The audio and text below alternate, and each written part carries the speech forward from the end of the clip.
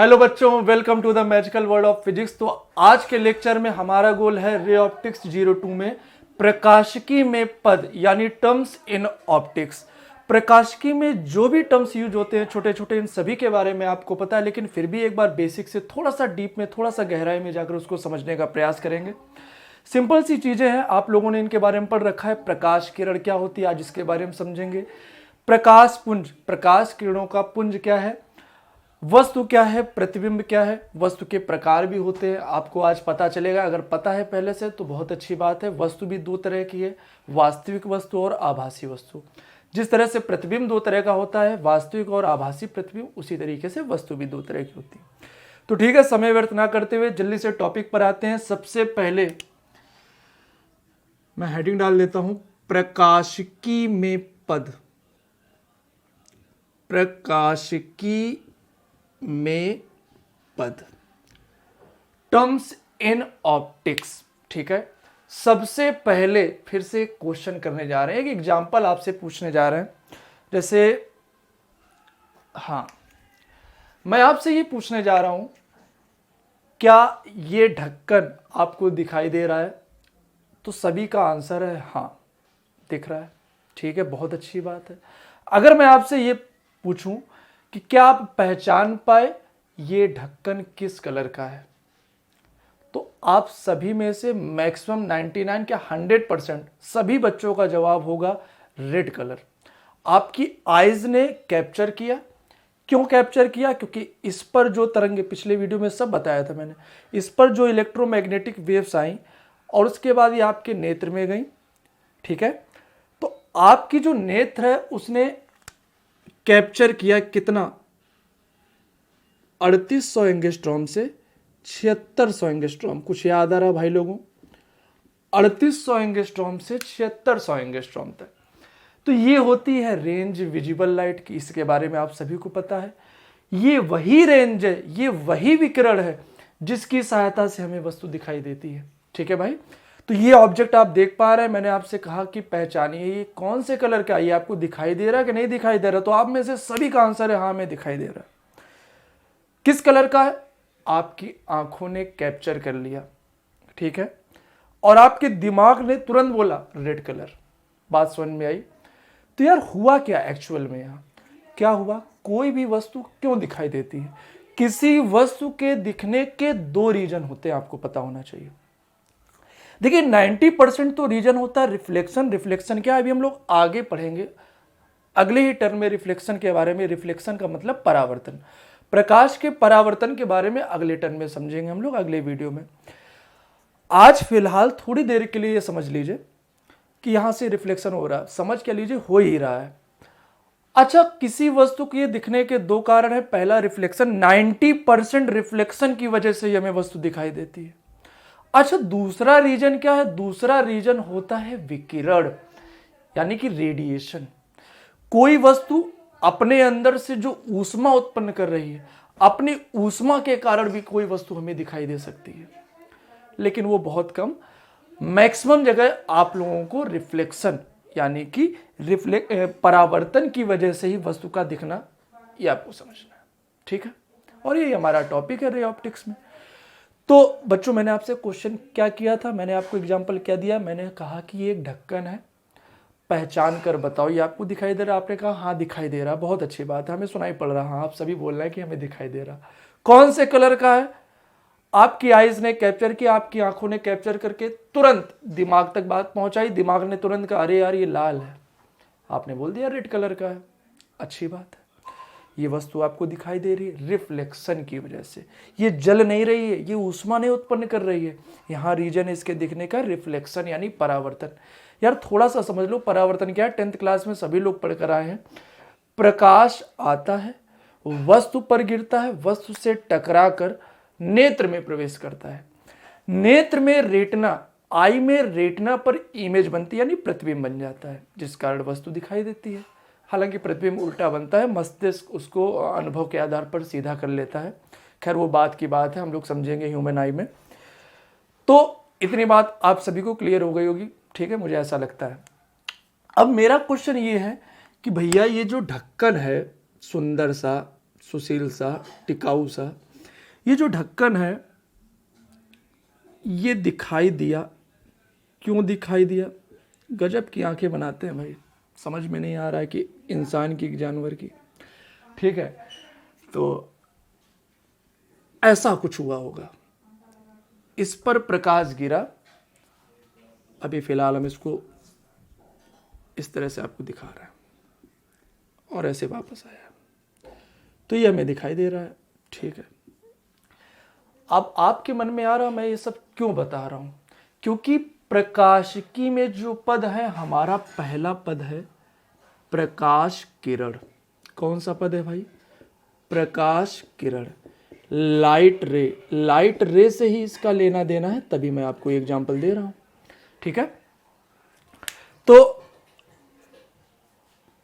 आंख पर ये जो वेव थी, मैंने कहा था वेव के फॉर्म में होता है प्रकाश, ठीक है, आप सभी को याद होगा। तो ये जो इलेक्ट्रोमैग्नेटिक वेव्स थी, और इलेक्ट्रोमैग्नेटिक वेव्स की वो रेंज 3800 एंगस्ट्रॉम से 7600 एंगस्ट्रॉम के बीच वाली, वही रेंज हमें वस्तु को दिखाने में मदद करती है। बहुत अच्छी बात है।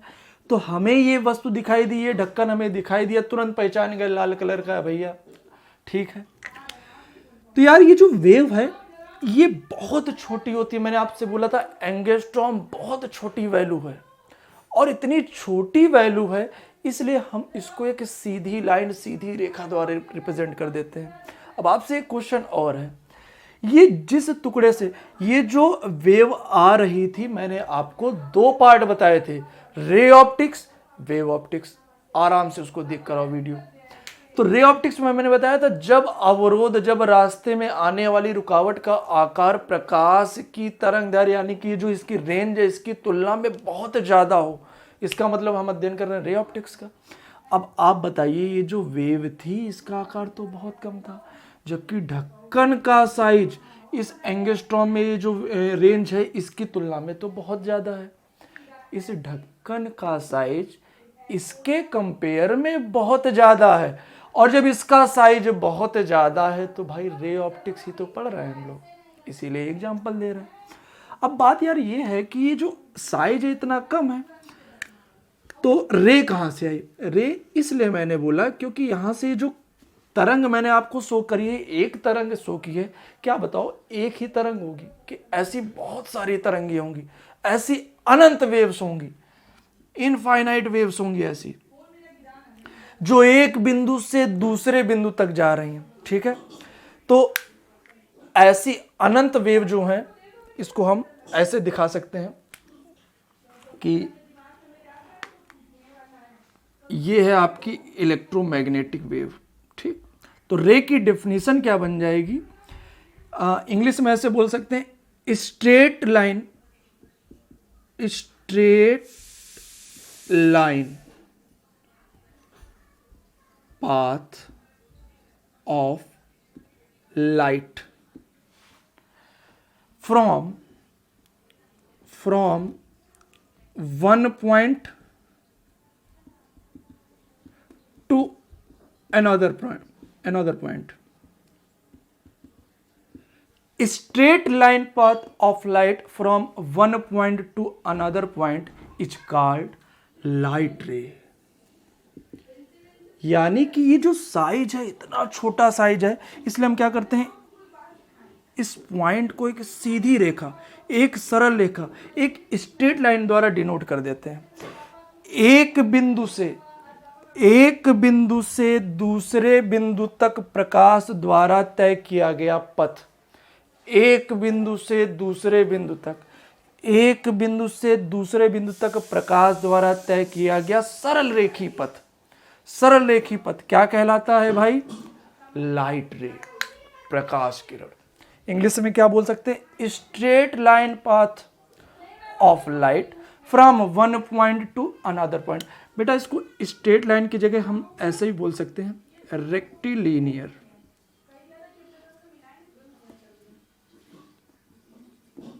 रेक्टिलीनियर पाथ ऑफ लाइट मतलब वही है, सरल रेखी पथ, ठीक है भाई।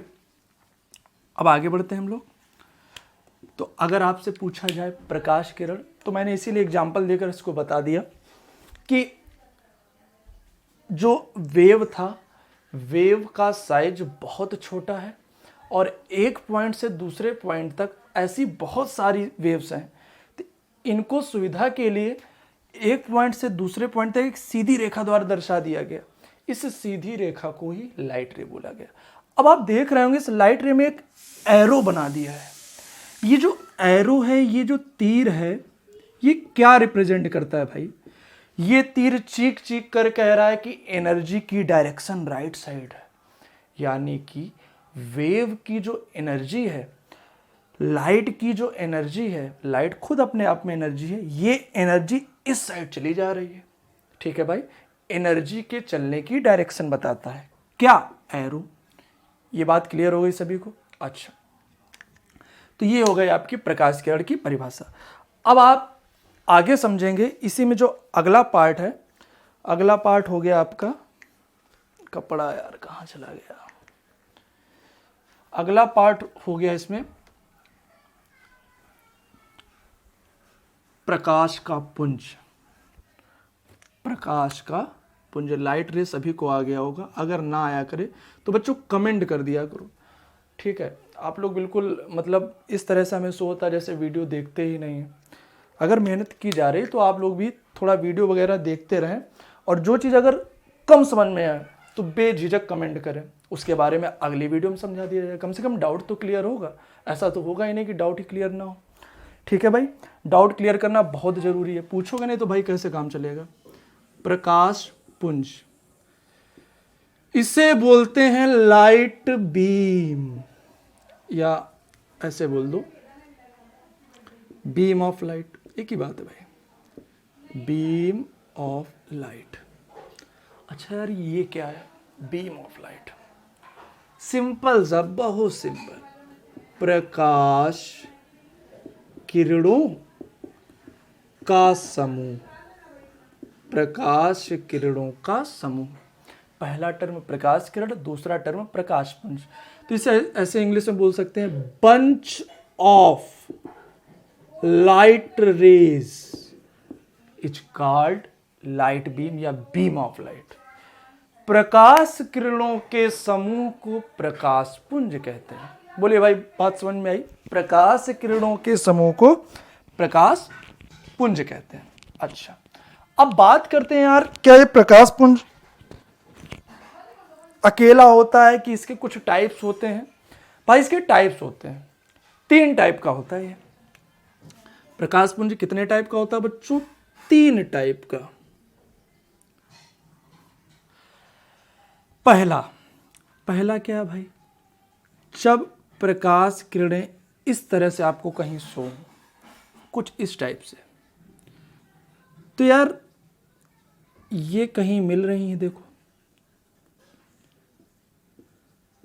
जब प्रकाश किरणें मिलके एक ही जगह अटैक करें, ठीक है भाई, इस तरह की बीम को हम बोलेंगे कन्वर्जेंट।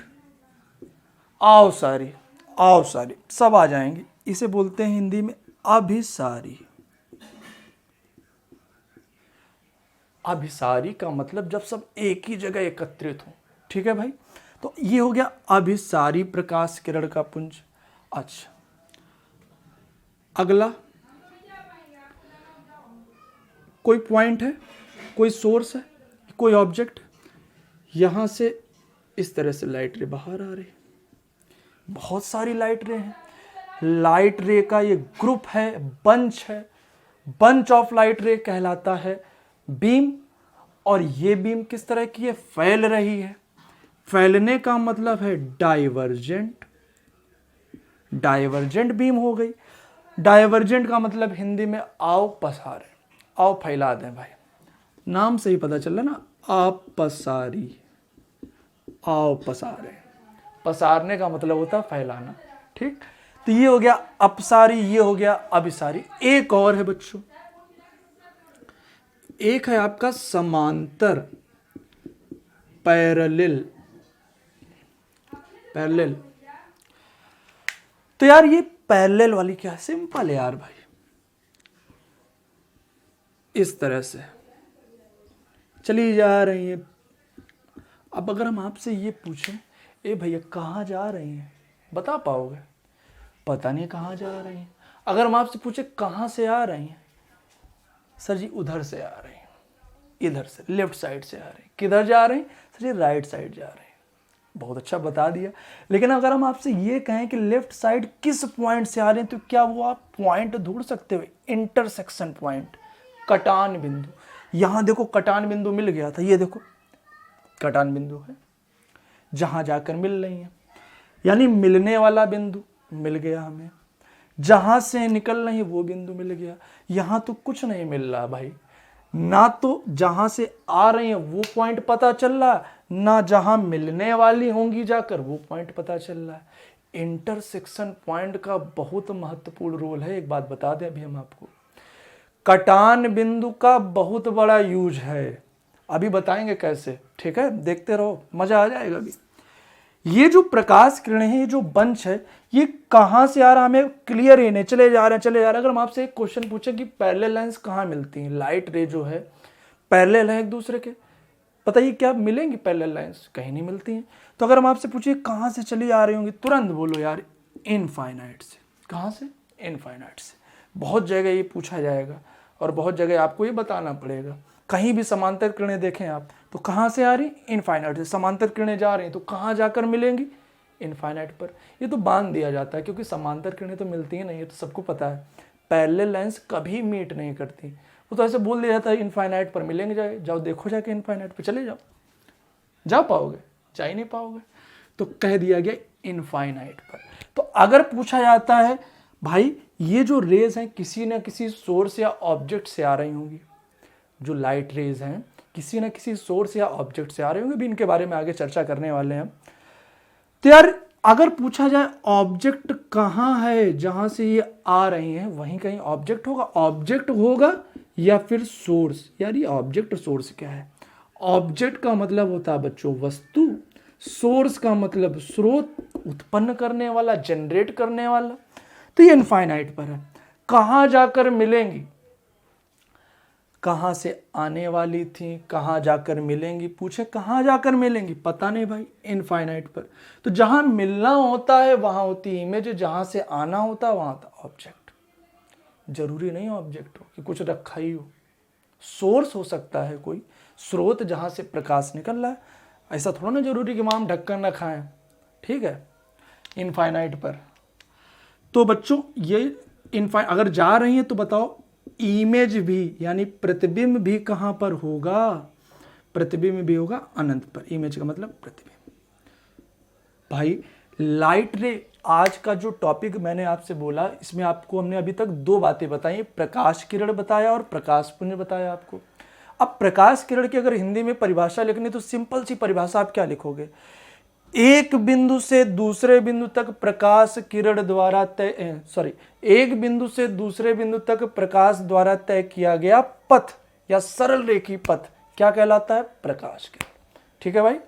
अच्छा, इसे सरल रेखा से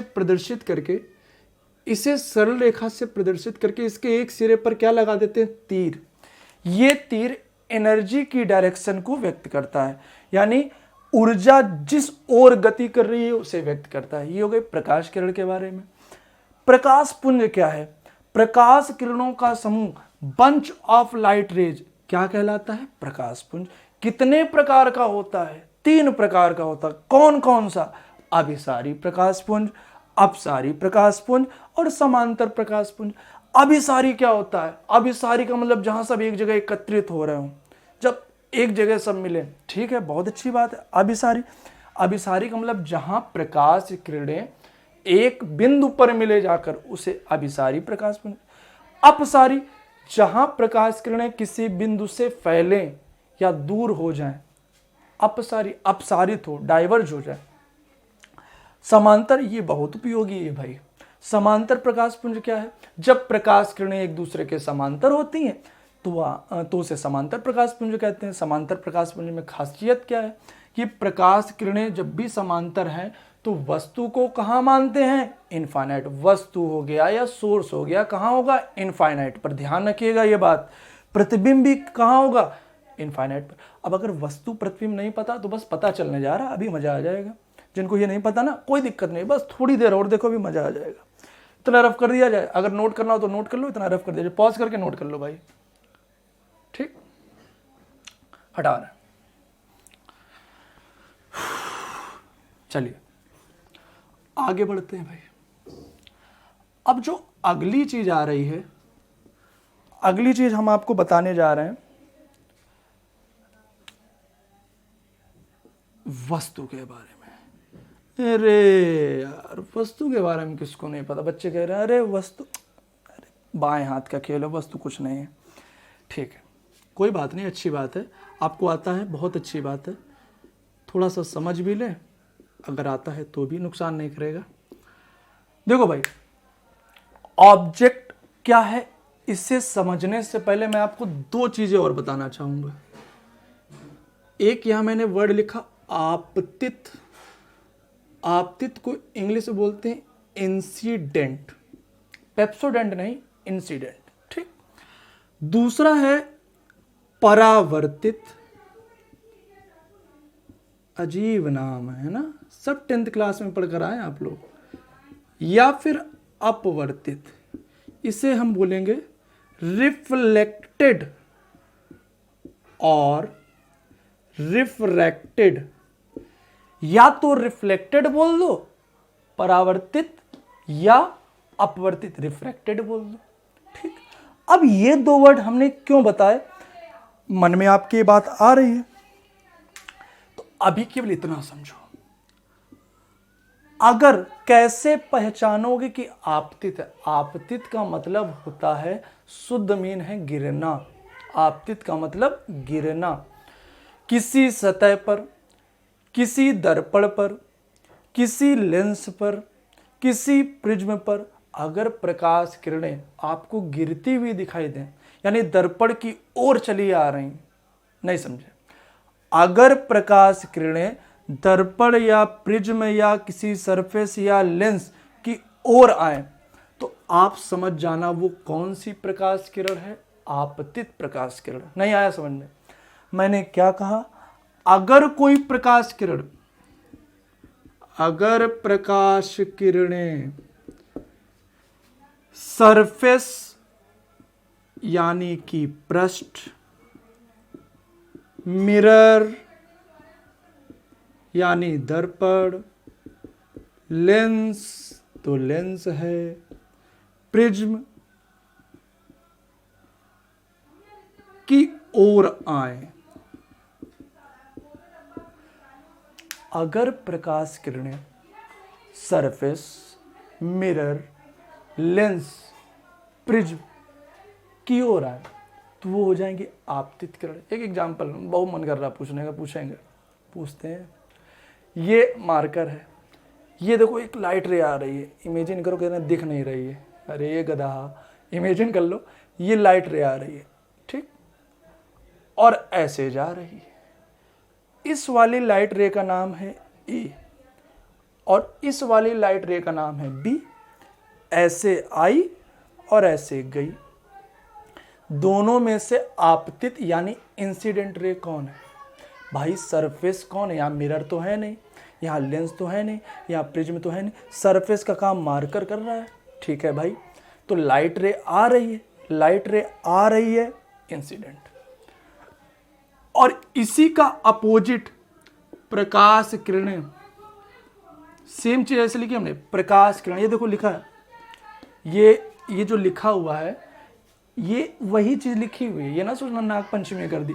प्रकाश किरणें सरफेस या मिरर या लेंस या प्रिज्म से दूर जाएं, दूर जाएं, और जब दूर जाएंगी तो समझ जाइएगा कि ये परावर्तित या अपवर्तित किरणें। बात समझ में आई? दो बातें मैंने बताई, अगर सरफेस या मिरर या प्रिज्म या लेंस पर कोई प्रकाश किरण आ रही है, उसकी ओर आ रही है, तो समझ जाना आपतित या इंसिडेंट रे है। अगर उससे दूर जा रही है, इसका मतलब परावर्तित या अपवर्तित किरण है। परावर्तन के बारे में थोड़ा सा अभी समझ लो, अभी अगले टॉपिक में बताया जाएगा उसको, जो पढ़कर कहीं से लौटे, पढ़कर लौटे वाले। और अपवर्तन का मतलब आर पार हो जाए और अपने मार्ग से थोड़ा सा भटक जाए, ठीक। खैर उसके बाद चर्चा बाद में करेंगे। अब आते हैं वस्तु पर। वस्तु क्या है? तो वस्तु के लिए हम इतना लिख रहे हैं, आपतित किरणों का कटान बिंदु। क्या बोला भाई? मैंने कहा आपतित किरणों का कटान बिंदु क्या कहलाता है? वस्तु। Intersection point of incident raise. आपतित किरणों का कटान बिंदु वस्तु कहलाता है। ठीक है भाई, आपतित किरणों का कटान बिंदु वस्तु कहलाता है। कैसे मान लें सर जी, बताओ कैसे मान लें? अभी देखते हैं एग्जाम्पल। ये दो प्रकार की होती है भाई वस्तु। हमने तो सुना था प्रतिबिंब दो प्रकार का होता है, अरे वस्तु भी दो प्रकार की होती है भाई। अगर प्रतिबिंब दो प्रकार का है, वास्तविक और आभासी, रियल और वर्चुअल, तो वस्तु भी दो प्रकार की है। एक हो गई रियल यानी कि वास्तविक, दूसरी हो गई वर्चुअल यानी आभासी, इमेजिनरी, काल्पनिक बोल सकते हैं। अब यार ये वास्तविक वस्तु क्या है समझना चाहते हैं बच्चे, बताओ भाई। अभी समझा रहा है। थोड़ी देर के लिए मान लो ये एक पृष्ठ है, बढ़िया चिकना सुंदर टिकाऊ, ठीक, कांच का है और इसके एक साइड में पॉलिश कर दिया। अरे वाह, दर्पण बन गया, ये मिरर बन गया, ये बन गया दर्पण। ठीक है, बहुत अच्छी बात है। अब अगर मेरा क्वेश्चन आपसे ये है, ये जो प्रकाश किरण आ रही है ये दर्पण पर गिर रही है कि दर्पण से दूर जा रही है? दर्पण पर गिर रही है कि दर्पण से दूर जा रही है? प्रकाश किरणें दर्पण की ओर या लेंस की ओर या प्रिज्म की ओर या सरफेस की ओर, तो ये जो सरफेस है दर्पण वाला, इसकी ओर जा रहे हैं कि इससे दूर जा रहे हैं? इसकी ओर जा रही है, सिंपल सा यार। तो ये कौन सी किरण हो गई भाई? ये हो गई आपतित किरण। कौन सी किरण? आपतित किरण। मीनिंग समझ में आ गई होगी। अच्छा, हमने पूछा ये कौन सी किरण है? अरे यार ये भी तो आपतित किरण, ये भी तो दर्पण की ओर जा रही है। बहुत अच्छी बात है। अच्छा ये बताओ, क्या किरणें कहीं पर काट रही हैं? आपतित किरणें हाँ काट रही हैं। ये हो गया कटान बिंदु, इंटरसेक्शन पॉइंट हो गया। और intersection point of incident ray यानी कि कटान बिंदु जो होता है आपतित किरणों का, आपतित किरणों का जो कटान बिंदु होता है उसी को तो वस्तु बोलते हैं। तो ये हो गई वस्तु।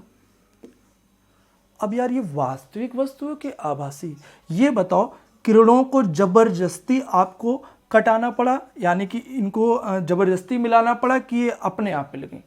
जहां प्रकाश किरणें, ध्यान देना, जहां आपतित प्रकाश किरणें अपने आप मिल जाएं, है ना, उसके साथ जबरदस्ती ना करनी पड़े, तो वहां पर वास्तविक वस्तु। याद रखिए भाई, बहुत गजब की बात है। क्या बोला?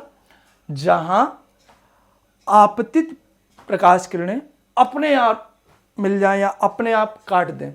देखो, वस्तु को पता करने के लिए, प्रतिबिंब को पता करने के लिए किरणों का काटना आवश्यक है। ये बात भेजे में डाल लो। ठीक है, हमने क्या कहा? हमने बोला कि जहां कहीं वस्तु और जहां कहीं प्रतिबिंब हो, ऐसा जरूरी है कि किरणें वहां इंटरसेक्ट करें। और इंटरसेक्ट करने के लिए कम से कम कितनी किरणें चाहिए? दो। तभी मैंने आपको दो दिखाई। अभी केवल एक आपतित किरण दिखाते तो कह देते अरे यार कहाँ काट रही? तो कम से कम दो, और दो से तो ज़्यादा बहुत हो सकती, 3, 4, 5, 6, 10, अपनी श्रद्धा के अनुसार रखते जाओ। ठीक है भाई, तो ये हो गई वास्तविक वस्तु। तो अगर आपसे पूछा जाए वास्तविक वस्तु क्या है, तो जहां इंसिडेंट रे यानी जहां आपतित प्रकाश किरणें अपने आप काट देती हैं उसे हम बोलते हैं, क्या बोलते हैं भाई? वास्तविक वस्तु। एग्जाम में पूछा नहीं जाता। जस्ट इसी का अगर अपोजिट हम आपसे पूछने जा रहे हैं, इसी का अपोजिट पूछने जा रहे हैं, ध्यान दीजिएगा। आभासी वस्तु क्या है? आभासी वस्तु के लिए अगर हम आपसे ये कहें, बताओ ये जो रे है, ये रे आपतित है कि नहीं है? आपका आंसर, अरे हाँ भाई, पृष्ठ पर अपने आप आ रही, गिर रही आकर, आपतित। ये भी आपतित है, लेकिन यार ये मिल ही नहीं रही है। क्या ये मिल नहीं है? एक मिनट रुकिए। हाँ, तो बताओ बच्चों, क्या ये आपस में मिल रही हैं? नहीं मिल रही हैं। कहाँ मिल रही हैं भाई? देखो देखो देखो, मिलेंगे नहीं तो और दूर होती चली जा रही हैं। अब इनके साथ करनी पड़ेगी जबरदस्ती, और जहां जबरदस्ती कटवाना पड़े, कटवाना मतलब इंटरसेक्ट करवाना पड़े, जहां इन्हें आपस में काटने के लिए जबरदस्ती करनी पड़े। देखो जबरदस्ती करने जा रहे हैं, मिरर के पीछे तो जाने वाली नहीं थी, तो हमने कहा जबरदस्ती चलो जाओ भाई जाओ। तो ये देखो डॉटेड लाइन से इसको हम डिनोट कर रहे हैं। अच्छा, डॉटेड लाइन से क्यों डिनोट कर रहे हैं? क्योंकि वास्तव में थोड़ा जा रही है। यहाँ देखो वास्तव में यहाँ मिल रही, ये वास्तव, अब यहाँ प्रतीत हो रहा है ऐसा, ऐसा मुझे आभास हो रहा, हमने गेस करके इसको पीछे मिला दिया, इसको आगे बढ़ाया, इसको आगे बढ़ाया, तो यहाँ जबरदस्ती तो की, यानी जहां आपको इंटरसेक्ट करवाना पड़े वो हो गई आभासी वस्तु। बोलिए बात समझ में आई? वस्तु के बारे में जानकारी कौन देती है? Incident ray. कौन सी रे? Incident ray. इंसिडेंट रे क्या होती है बता दिया। इंसिडेंट रे का मतलब आपतित किरण वस्तु के बारे में जानकारी देती है। अच्छा, वास्तविक वस्तु कैसे पहचानते हैं? रियल ऑब्जेक्ट कैसे पहचानते हैं? जब आपतित प्रकाश किरणें अपने आप काट लें, जब इंसिडेंट रे का जो इंटरसेक्शन पॉइंट है वो अपने आप मिल जाए। ठीक है भाई। और आभासी वस्तु कैसे? ये भी ऑब्जेक्ट है। आभासी वस्तु कैसे? जब इंटरसेक्शन पॉइंट जो होता है उसे पता करने के लिए किरणों को जबरदस्ती कटवाना पड़े। ठीक, तो ये हो गया। तो इसे हमने डिनोट कर दिया ओ आर। ओ का मतलब ऑब्जेक्ट, आर का मतलब रियल। ये रियल ऑब्जेक्ट और आभासी यानी वर्चुअल ऑब्जेक्ट। ठीक है भाई, ओ वी से डिनोट कर दिया। मुझे लगता है ये बात आपको समझ में आ गई होगी। अब थोड़ा नोट की बात करते हैं। एक हो गई आपकी दीप्त यानी ब्राइट, दूसरी हो गई आपकी डार्क अदीप्त। वस्तुएं बच्चों दो तरह की होती हैं। ऑब्जेक्ट के बारे में बात हो रही तो ऑब्जेक्ट दो तरह के होते हैं।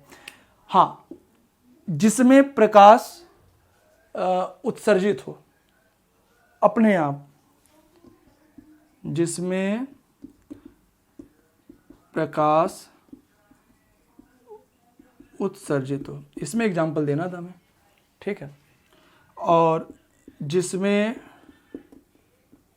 प्रकाश या जिससे प्रकाश उत्सर्जित ना हो, जिसमें प्रकाश उत्सर्जित हो और जिससे प्रकाश उत्सर्जित ना हो, वे वस्तुएं जिससे प्रकाश उत्सर्जित होता है दीप्त वस्तुएं। Those objects which emits light, जो प्रकाश को उत्सर्जित करती हैं, आर कॉल्ड ब्राइट ऑब्जेक्ट्स। और जो एमिट नहीं करती हैं लाइट को। अच्छा, इसके एग्जाम्पल जैसे अगर पूछ लिया जाए तो यार मोमबत्ती है ना, मोमबत्ती, तो यार मोमबत्ती जो है ना प्रकाश उत्पन्न कर रही है, इसलिए उसे हमने दीप्त वस्तु बोला। ठीक, इससे प्रकाश उत्सर्जित हो रहा है। लेजर, प्रकाश उत्सर्जित नहीं हो रहा है। अगर हम आपसे कहें मेज, अब यहां एग्जाम्पल देना था, कुर्सी, मेज, क्या मेज प्रकाश उत्सर्जित कर रहा है? नहीं कर रहा। लेकिन यार ये दिखाई तो देती है मेज, ऐसा नहीं है। अंधेरे कमरे में मेज थोड़ा दिखाई देगी। मेज तब दिखती है जब मेज पर प्रकाश गिरता है, किसी अदर चीज की हेल्प से दिखती है। ठीक है ना। तो मेज को देखने के लिए इस पर कोई प्रकाश स्रोत, कोई अन्य प्रकाश स्रोत, उसका प्रकाश गिरेगा तो मेज हमें दिखाई देगी। इसीलिए हमने इसको किस श्रेणी में रखा? अदीप्त। अदीप्त वस्तुएं हो गई है। ठीक है। मेज, कुर्सी और जो भी है, ठीक है, कुछ भी, टीन है, डब्बा है, लोहा है, प्लास्टिक है, शीशी है, बोतल है, जो भी है। ठीक है, तो ये हो गया। तो ये नोट में आप लिख सकते हैं प्रकाश स्रोत के बारे में, दीप्त अदीप्त वस्तु के बारे में। मेन जो मोटो था प्रकाशिकी में पद, ये आपको अभी तक पूरा क्लियर हो गया होगा अच्छे से। प्रकाश किरण समझ लिया, प्रकाश पुंज समझ लिया, वस्तु के बारे में समझ लिया। आखिरी चीज प्रतिबिंब, जैसे वस्तु सेम प्रतिबिंब। यहां लिखा है आपतित किरणों का कटान बिंदु। अब देखिए मैंने क्या लिखा, मैंने आपको दो तरह की किरणें बताई, आपतित उसके बाद परावर्तित या अपवर्तित। तो यहां मैंने लिख दिया परावर्तित यानी कि रिफ्लेक्टेड, जो रिफ्लेक्ट होकर आती है। अपवर्तित यानी कि रिफ्रैक्टेड। परावर्तित या अपवर्तित किरणों का कटान बिंदु, इंटरसेक्शन पॉइंट ऑफ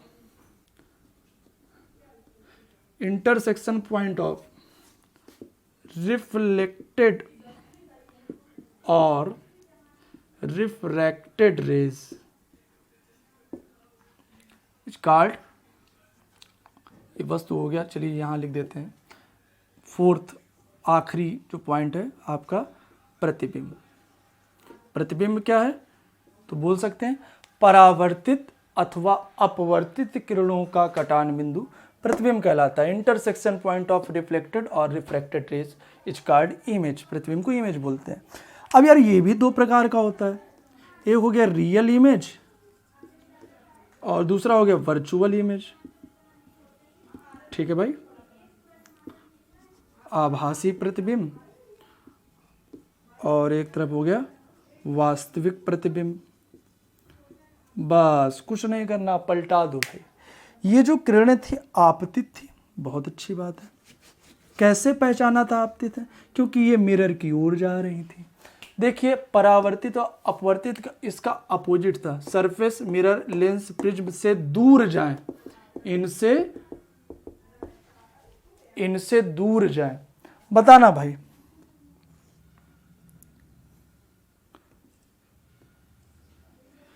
ये देखकर बताइए, इसको अभी ऐसे ना बनाए, देखकर बताइए ये लाइट रे आपतित है कि परावर्तित या अपवर्तित में से है? भाई ये मिरर से दूर हो रही है, मिरर से दूर हो रही है, इसका मतलब परावर्तित या अपवर्तित में से एक होगी। परावर्तित अपवर्तित क्या, वो तो अभी आगे हम समझ ही जाएंगे, जो पढ़कर वापस आएगी। अच्छा खैर यहाँ परावर्तन हो रहा है, पॉलिशदार पृष्ठ है ये। तो यार देखो ये जो परावर्तित किरण है, इसे मिलाने के लिए हमें कोई जबरदस्ती करनी पड़ी, तो अपने आप मिल गई भाई। ये तो अपने आप मिल गई, हमें डॉटेड लाइन खींचनी नहीं पड़ी, अपने आप मिल गई। इसका मतलब ये जो इमेज प्राप्त हुआ वो रियल इमेज है।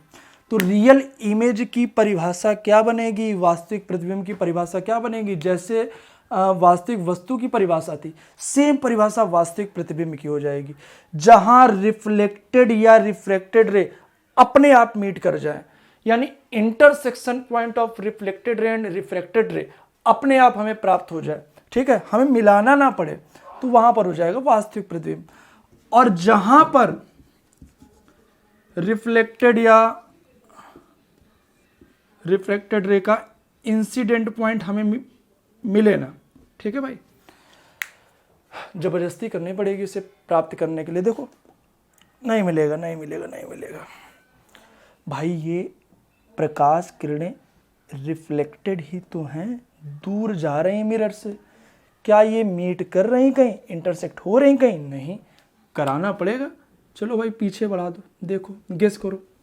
अब जहाँ गेस वाली बात आती है तो वहाँ बस इमेजिनरी या वर्चुअल, पीछे डॉटेड लाइन खींची, अरे मीट हो गया भाई, इंटरसेक्शन पॉइंट मिल गया। तो ये वास्तव में नहीं है, यहाँ हमने इमेजिन किया कि वहाँ होगा। तो यहाँ जो इमेज आई वो कैसी होगी? वर्चुअल। यहाँ इमेज रियल, यहाँ। तो बच्चों आज के टॉपिक में आप लोगों ने जितना भी पढ़ लिया, प्रकाशिकी के पद में प्रकाश किरण, प्रकाश पुंज, वस्तु, प्रतिबिंब क्या होता है, वस्तु के जो भाग हैं, वास्तविक वस्तु, आभासी वस्तु, प्रतिबिंब के जो भाग हैं, वास्तविक प्रतिबिंब और आभासी प्रतिबिंब, इतना मैंने आज के वीडियो में आपको क्लियर कर दिया। इसमें कोई भी डाउट हो, जरा सा भी डाउट हो, या तो यूट्यूब चैनल के कमेंट में आप बोल दें हमें, या तो जो ग्रुप है उसमें आप बोल दें। ठीक है, जो व्हाट्सएप ग्रुप चलता है उसमें आप बोल दें। अगर आप वीडियो देखें तो, और वीडियो देखें तो उसे स्किप ना करें, कंटिन्यू देखें तो समझ में आएगा। नोट्स अपने मन से प्रिपेयर करें, अपने मन से लिखेंगे तो याद होगा। ये छापेंगे तो कोई मज़ा नहीं आएगा। फिर भी हम लिख रहे हैं जिससे आपको ज़्यादा परेशानी ना हो नोट्स बनाने में। आप अपने अकॉर्डिंग अपनी लैंग्वेज में इसको प्रिपेयर करें। ठीक है, अच्छे से पढ़ाई करते रहें। All the very best, bye.